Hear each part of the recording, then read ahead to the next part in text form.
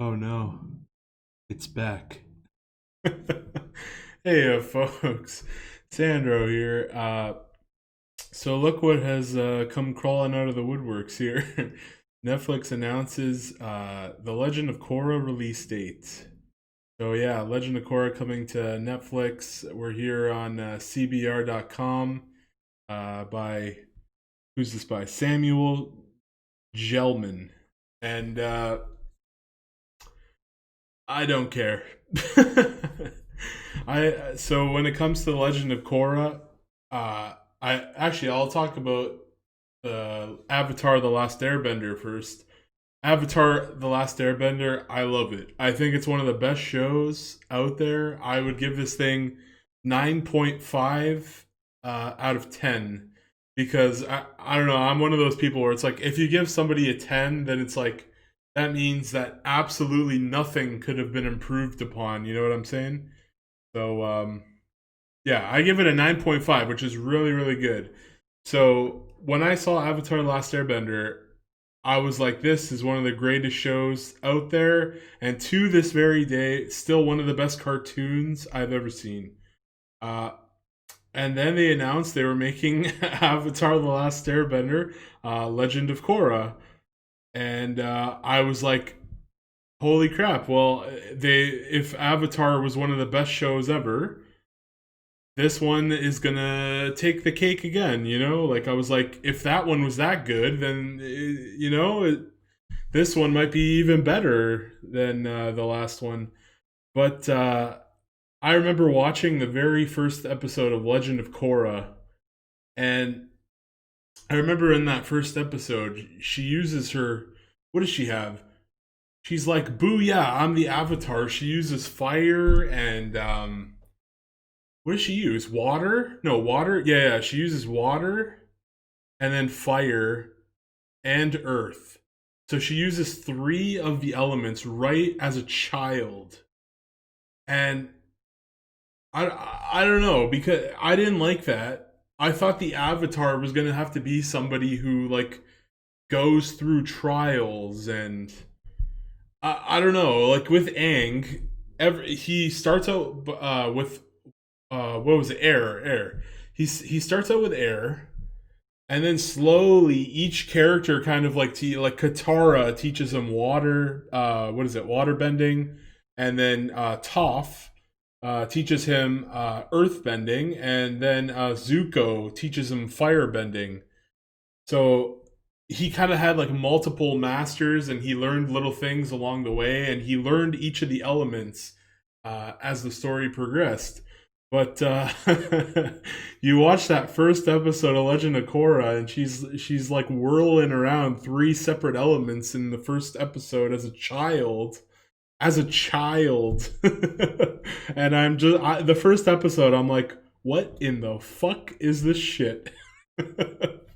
So from the first episode, I was already just by seeing that I don't know, just by seeing young what was her name? It's Korra, obviously her name.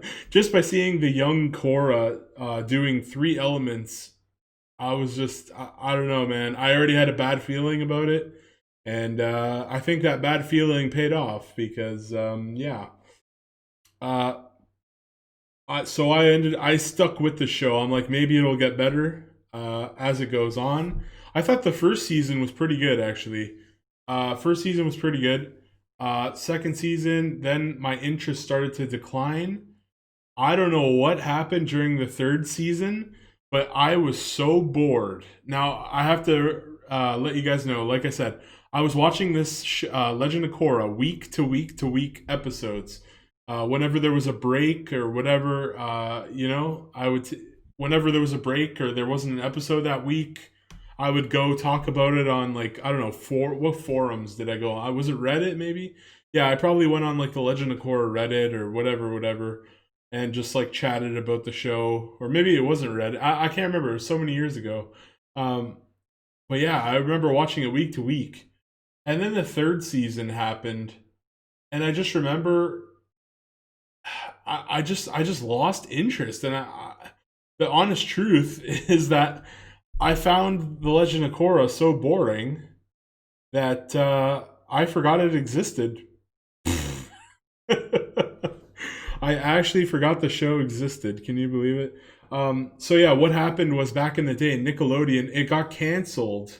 Actually, maybe I'll pull up that article. Hold on, where is that? Legend of Korra canceled Nickelodeon. Uh, wow, that's an old. What? So when was this article? So this was in 2014. Wow, 6 years ago. Um, yeah. So there we go. So here it says I've never actually heard of this site. Entertainment EW.com. Oh no, EW.com. That sounds familiar. Uh, entertainment. What could the W stand for? I don't know. Whatever. But look at this article. It's from 2014. Legend of Korra is not canceled. Will finish airing online. So yeah, if you were watching this, the first three seasons or the first three books, uh, does it say here? Yeah, book four. So book four, the show just like people stopped watching it. It didn't have the ratings to warrant the budget at Nickelodeon. People stopped watching it, and that was it. That was it. Like they canceled it, or it wasn't canceled. Like there was some speculation if it was going to be canceled, and that was it. They took it off the air, and then I guess there because there was such a so many fans who were just like, we need to see the ending. We need to see the ending.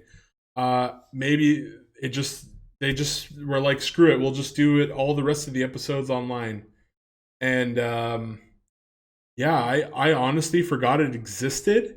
And the only reason I remembered that, like I said, I would this was a show I was watching week to week to week. When one week it didn't air, if there was a holiday or something and it didn't air, I would I was going after each episode to talk on like whatever website, whatever forums to discuss it because I just loved cartoons that much. And then season three, I stopped watching it, and I forgot. I literally forgot the show existed. And then sometime later, I remembered it existed. How did I remember? I saw there was a controversy online, and it said a lot of fans were pissed off because they made Korra a bisexual or yeah, bisexual. Um, so they basically, instead of her ending up with what was the guy's name? Mako Berlin? No, what was his name? Mako, I think it was. Yeah, it was something like that. Mako. I thought his name was Mako. Uh, Mako and his brother Bolin. That's what it was. I'm pretty sure. Yeah. So instead of having him and her end up together, they introduced this other character named Asami, and her father ended up being evil. And yeah. So instead of her ending up with, just like how in the last Avatar: The Last Airbender, Aang and Katara shared that kiss in the final episode. So like cementing the relationship there. Um, it just didn't seem to for whatever reason they're like, screw it, this show's gonna get, it's the very last episode and whatever. They made her bisexual. There was a fan backlash. I personally thought it was a garbage ending.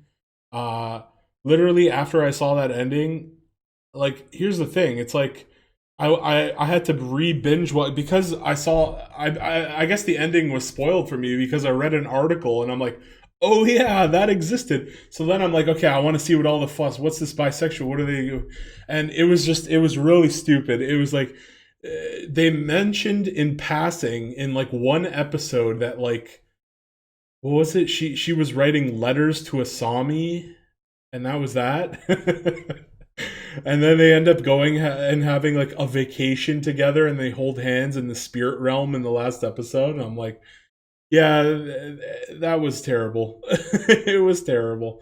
Like the first, I don't know, the first episode or the first season or the first series, Avatar: The Last Airbender. It was like there was this story where it's like the Fire Nation. They were trying to take down the Fire Nation and restore peace and balance to the world, and like I don't know, with Korra, I guess they there was sort of like a there was sort of like what was it, like a plot, there was a plot there, but like it seemed like it was divided, like instead of being an overarching plot, it was just kind of like, here's this battle.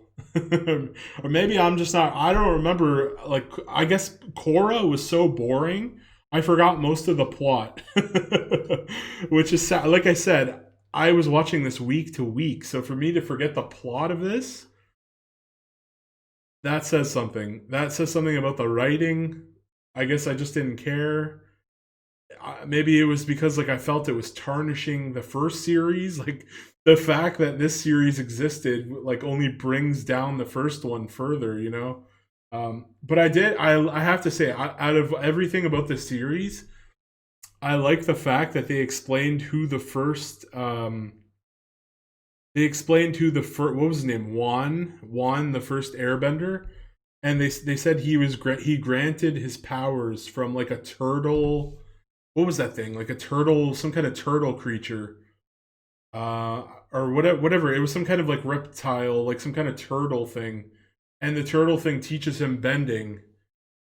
And then, yeah, that kind of raises some questions though, because it's like if he was able to, I don't know, I can't remember. It was something like if the turtle creature was able to teach him bending, how did nobody ever figure out how to do it if everyone could just do it, kind of thing? Or I don't know, I can't I can't remember, but I really like the explanation, that that how the avatar came to be as like a system.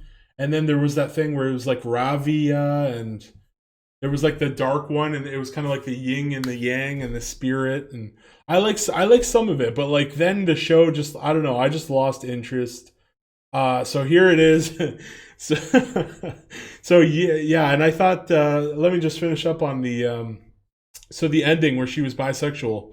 I feel like this was like the era of like when all this SJW crap came to rise.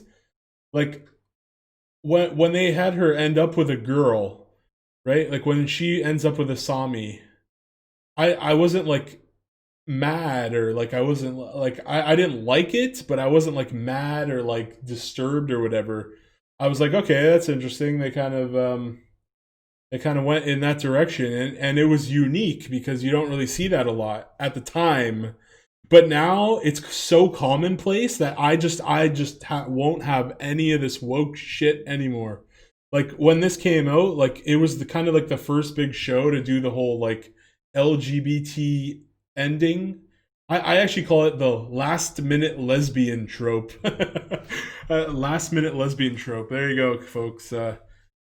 That's what I call that. It's basically when they make the characters gay in the very last episode, and then like Adventure Time started to do it, and freaking OKKO, and all these little shows that are like for children,